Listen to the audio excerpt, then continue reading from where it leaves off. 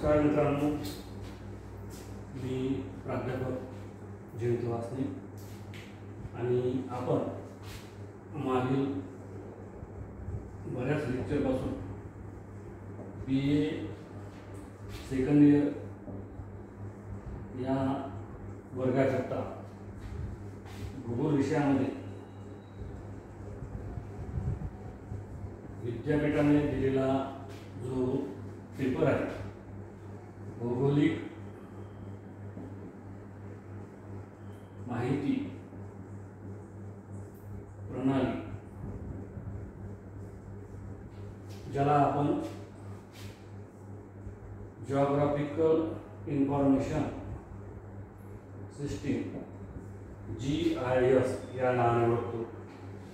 आणि मित्रांनो, याआधी जे आपले या GIS वरती लेक्चर झाले त्यामध्ये पहिल्या युनिटमध्ये आपल्याला या भौगोलिक माहिती प्रणाली अंतर्गत या पेपरमध्ये या भौगोलिक माहिती प्रणाली म्हणजे GIS ची प्रस्तावना, व्याख्या, त्याची हिस्ट्री, GIS ची कार्यप्रणाली, त्याचे महत्त्व, उपयोगिता या सगळ्या गोष्टीचा आपण वेगवेगळ्या व्हिडिओद्वारे मांडणी केलेली आहे। या आधीच्या अनेक व्हिडिओमध्ये ही माहिती आपण घेतलेली आहे आणि या आधीच्या 2 लेक्चरमध्ये आपण या पेपर अंतर्गत जो सेकंड चॅप्टर आहे या सेकंड चॅप्टरमध्ये सोर्स ऑफ डेटा, ज्यामध्ये स्पेशल डाटा आणि नॉन स्पेशल डाटा म्हणजे अवकाशीय माहिती स्रोत आणि गुणविशेष माहिती स्रोत या 2 पॉईंटला आपण सुरुवात केली होती। यामध्ये आपण या GIS करता जी माहिती लागते, माहिती स्रोत,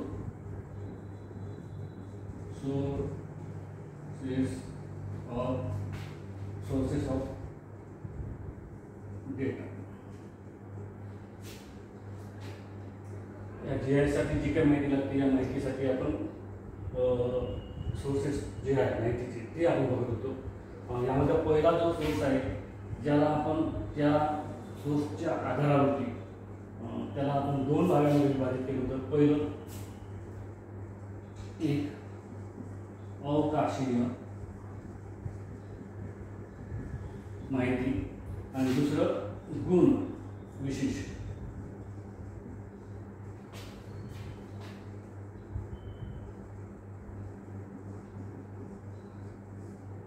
तर यामध्ये आपण कालच्या लेक्चरमध्ये अवकाशीयमध्ये एक नकाशा याद्वारे आपण माहिती घेऊ शकतो। या अवकाशाला नकाशाद्वारे घेतलेली माहितीला अवकाशीय माहिती स्रोत असे म्हणून ओळखले जाते। त्यानंतर हवाई छायाचित्र याद्वारे घेतलेली माहिती जी आहे ही अवकाशीय माहिती म्हणून ओळखली जाते आणि ज्याचा वापर आपण GIS मध्ये करतो। C GPS geographical position system या उपग्रहाद्वारे जे काही वेगवेगळ्या स्वरूपाची माहिती आपण घेतो ती माहिती सुद्धा आपण या अवकाशीय माहिती अंतर्गत येते। स्पेशल डाटा म्हणून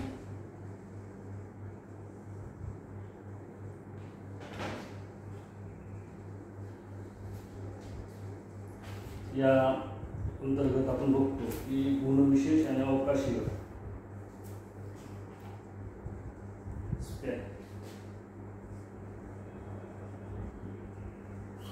डेटा या आपण त्याला ओळखतो। ठीक आहे, आता या GPS चा सुद्धा माहिती आपण या GIS मध्ये करू शकतो। आणि कालच्या लेक्चरमध्ये आपण सुरुवात केली होती जे अत्यंत महत्त्वाचं आहे ते म्हणजे उपग्रह प्रतिमा।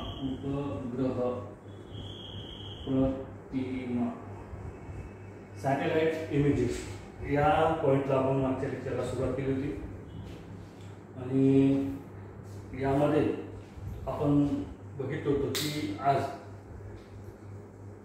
ज्या विविध भाग जे पृथ्वी तलावरील जे अनेक देश आहेत, मग ते विकसित असो की विकसनशील देश असो, या सगळ्या देशांनी आपापल्या देशामार्फत आपापल्या देशातील अनेक एजन्सी मार्फत मग ते सरकारी असो की खाजगी असो यांच्यामार्फत पृथ्वीपासून दूर अंतराळ आकाशामध्ये आपापले उपग्रह सॅटेलाईट हे सोडलेले आहेत आणि या सॅटेलाईटद्वारे आज पुऱ्या पृथ्वीवरील वेगवेगळ्या भागांची मग ते छोट्या स्वरूपाचा भाग असेल किंवा एकदम विस्तृत स्वरूपाचा भाग असेल तर त्याच्या सगळ्यांच्या प्रतिमा त्या इमेजेस घेण्याचं काम या उपग्रहाद्वारे केलं जाते. आणि या उपग्रहाचा अत्यंत महत्त्वाचं म्हणजे आपण बघतो की हे उपग्रह जे आहे हे वास्तविक पाहता एखाद्या देशामार्फत उपग्रह सोडणे आकाशामध्ये सोडणे हे काही साधी गोष्ट नाही. ती खूप खर्चिक आणि महाग स्वरूपाचं आहे. परंतु आधुनिक युगामध्ये आपल्याला प्रत्येक घटकाची रिसोर्सची संसाधनाची माहिती असणं गरजेचं आहे. आपल्या सुरक्षेच्या दृष्टीनं प्रत्येक देशाला आपल्या सुरक्षेच्या दृष्टीनं या उपग्रहाचे महत्त्व आहे.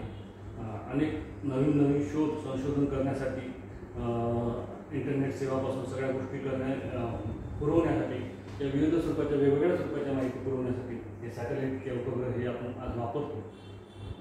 आणि त्यामुळे खर्चिक जरी असले तरी प्रत्येक देश हे बरेच देश हे वेगवेगळे सॅटेलाईट हे आपापले सॅटेलाईट हे आकाशामध्ये सोडतात आणि त्यांच्याद्वारे ज्या इमेजेस आहेत. तर मित्रांनो मागच्या लेक्चरमध्ये मी तुम्हाला सांगितलं की जेव्हा सूर्यापासून येणारी ऊर्जा आहे की किरण आहे सूर्यकिरण जे आहे हे जमिनीवर येतात तेव्हा ते त्या ज्या भागाला भूपृष्ठावरती जे जे भाग असेल जसं पाणी असेल तर पाण्यावरती जे सूर्यकिरण पडल्यानंतर त्याच्यातून ती जी ऊर्जा आहे हे उत्सर्जित होते त्याच्यावर ट्रान्सफर होते आणि त्या ट्रान्सफर होणाऱ्या ऊर्जेच्या आधारावरती त्याचं जे इमेजेस आहे ते इमेजेस घेतले जाते. गढूळ पाण्याची इमेजेस असेल स्वच्छ पाण्याची इमेजेस असेल हे वेगवेगळ्या स्वरूपाचं त्याचं रिफ्लेक्शन होत असते. पानं असेल झाडाचे सुकलेलं पानं असेल किंवा हिरवं पान असेल की थोडे कोवळे पान असेल त्याच्यातलं रिफ्लेक्शन जे आहे हे वेगळ्या स्वरूपात होत असते. आपल्या जर एखाद्या ठिकाणी रोड बांधला आहे सिमेंटचा रोड असेल तर त्या सिमेंटच्या रोडवर जेव्हा सूर्यकिरण पडतात त्याच्यातून होणारे रिफ्लेक्शन आहे उत्सर्जित होणारी ऊर्जा आहे ही वेगळ्या स्वरूपाची दिसून येते. आपण बघतो खेड्यामध्ये आधी खूप मोठ्या स्वरूपाची टिनं जी आहे हे टिनं लावलेलं जातं ते त्याला टिनं एकदम व्हाईट कलर राहत असल्यामुळे त्याच्यातून ट्रान्सफर होणारी ही ऊर्जा एकदम तीव्र स्वरूपाची जसं बर्फ असेल स्वच्छ बर्फ असेल बर्फाच्छादित भाग असेल त्याच्यावर जर सूर्यकिरण पडलं तर त्याच्यातून ऊर्जा जी आहे सूर्यकिरण जर रिफ्लेक्ट होतात तर त्याच्यातून होणारी ऊर्जा ही एकदम तीव्र स्वरूपाची व्हाईट एकदम स्वरूपाची असते. तर अशा वेगवेगळ्या स्वरूपाच्या ऊर्जेच्या आधारावरती त्या इमेजेस आपण जी आहे जर घेतल्या तर त्याच्या आधारावरती वेगवेगळा भाग कोणत्या ठिकाणी कोणता भाग आहे रेल्वे लाईनचा असेल रोड असेल जमिनीचा भाग असेल पडीत जमीन असेल याच्या इमेजेससुद्धा आपल्याला भेटू शकते. आणि त्याच्यासोबत आपल्याला त्या ज्या आपण DEM फाईल जर आपण घेतली तर त्या DEM फाईलच्या आधारावर उपग्रहाच्या आधारावरती तर त्या फाईलच्या आधारावरती आपण जेव्हा GIS त्याला ॲनालिसिस करतो त्यामध्ये एक सुपर इम्पोज आणि अनसुपर इम्पोज ह्या दोन मेथड आहेत ज्या आधारावरती भूपृष्ठावरील जे लँड कव्हर आहे हे आपण त्या ठिकाणी त्याचं किती प्रमाणात आहे कोणत्या ठिकाणी आहे त्याचं म्हणजे लांबी रुंदी क्षेत्रफळ असेल लोकेशन असेल हे सगळं आपण त्या दोन ज्या सुपर इम्पोज आणि अनसुपर इम्पोज या मेथडद्वारे वापरू शकतो.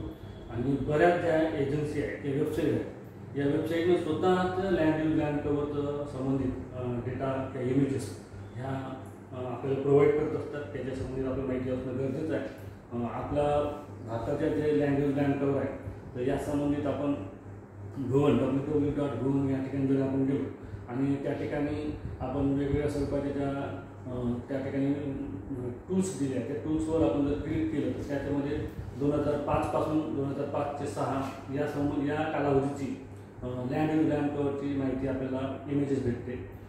ज्या एरियाची आपल्याला इमेजेस पाहिजे त्या ठिकाणी जर आपण क्लिक केलं त्या महाराष्ट्रासंबंधित जर लागत असेल तर त्याचे URL म्हणून एक कोड असतो वेबलाईन असते वेबसाईट असते त्या वेबसाईटला जर आपण त्याचा URL जर कॉपी केला आणि आपण जे सॉफ्टवेअर वापरत आहे GISचं जसं आर्स आहे QGIS आहे ग्रास आहे वेगवेगळे GISचे सॉफ्टवेअर आहेत हे GISचे 10 ओपन सोर्सेस जे GIS सॉफ्टवेअर आहे हे मी आधीच्या लेक्चरमध्ये तुम्हाला सांगितलं आहे.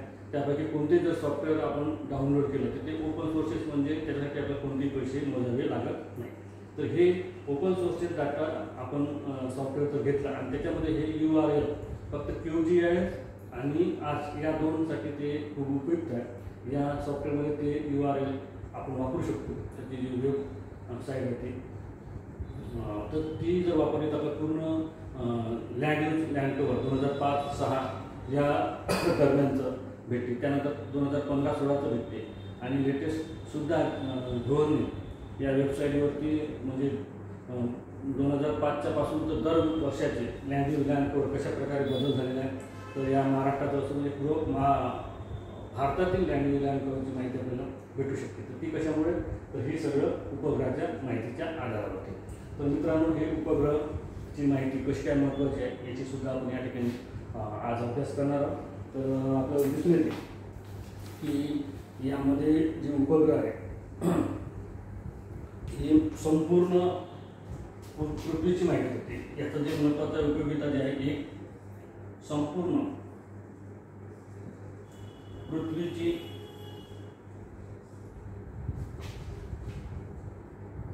माहिती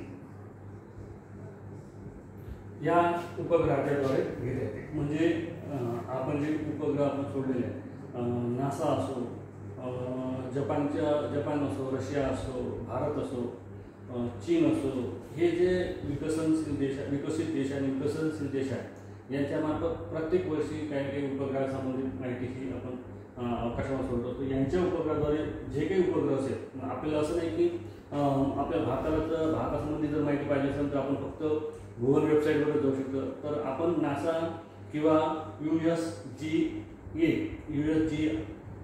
हे जे आहे, युनायटेड स्टेट जिओग्राफिकल सिस्टीम या एजन्सी हे जे आहेत, या वेबसाईटवर जरी गेलो आपण तर त्या ठिकाणी सुद्धा आपल्याला या उपग्रहाच्या अनेक माहिती ही आपल्याला भेटू शकते. मग ही संपूर्ण पृथ्वी संबंधीची माहिती त्याच्यापाशी असते. ते उपग्रह असतात, उपग्रहाचा डाटा हा आपल्याला प्राप्त होतो. म्हणजे उपग्रहाद्वारे आपण संपूर्ण अर्थची माहिती आपण घेऊ शकतो. वेगवेगळ्या प्रमाणावर घेऊ शकतो. वेगवेगळ्या प्रमाणात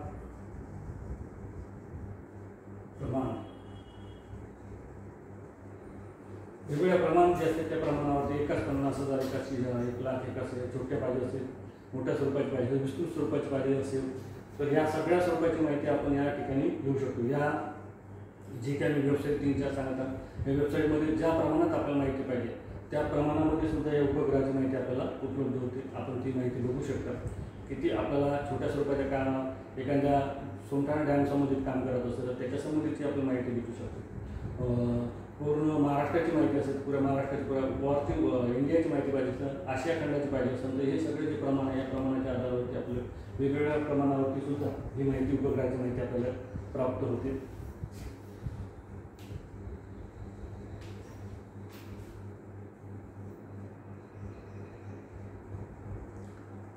आणि वेगवेगळ्या प्रमाणात भेटते. त्याला विशिष्ट कालावधीमध्ये सुद्धा भेटते. ती कालावधी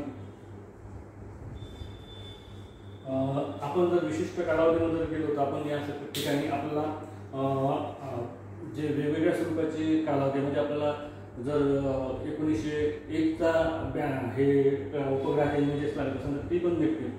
1 पासून ते आपण 2023 पर्यंत, 24 पर्यंत नासामध्ये तर आपल्याला म्हणजे लेटेस्ट डाटासुद्धा आपल्याला भेटू शकते आणि प्राचीनसुद्धा ओल्ड स्वरूपाचा सुद्धा डाटा भेटतो. म्हणजे कोणत्याही कालावधीचा आपण माहिती ह्या ठिकाणी आपण घेऊ शकतो. जेव्हापासून उपग्रहाचा द्वारे इमेजेस घेतल्या गेल्या आहेत त्या इमेजेसचा वापर आपण या ठिकाणी करू शकतो. या ठिकाणी आपण बघतो की लँडसेट 5, लँडसेट 6 आणि लँडसेट 7 हे ओल्डसाठी वापरले जातात. लँडसेट 8 आणि लँडसेट 9 हे जे उपग्रह प्रतिमा आहे हे आपल्याला लेटेस्टसाठी आणि आधुनिक आणि जीबीचं HD म्हणजे खूप अचूक आणि प्रभावशाली म्हणजे HD स्वरूपाच्या सुद्धा त्या इमेजेस असतात.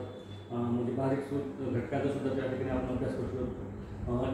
लँडसेट 4, 5, 6 आणि 6, 7 यापर्यंत आपल्याला ओल्डच्या सुद्धा भेटतात आणि 7 नंतर 7, 8, 9 ह्या सुद्धा लेटेस्ट जे आहेत या इमेजेस आपल्याला कालावधीनुसार सुद्धा या उपग्रहाच्या इमेजेस आपल्याला प्राप्त होते. अशा प्रकारे आज आपण या ठिकाणी या प्रकारचे पॉईंट बघितलेले आहेत.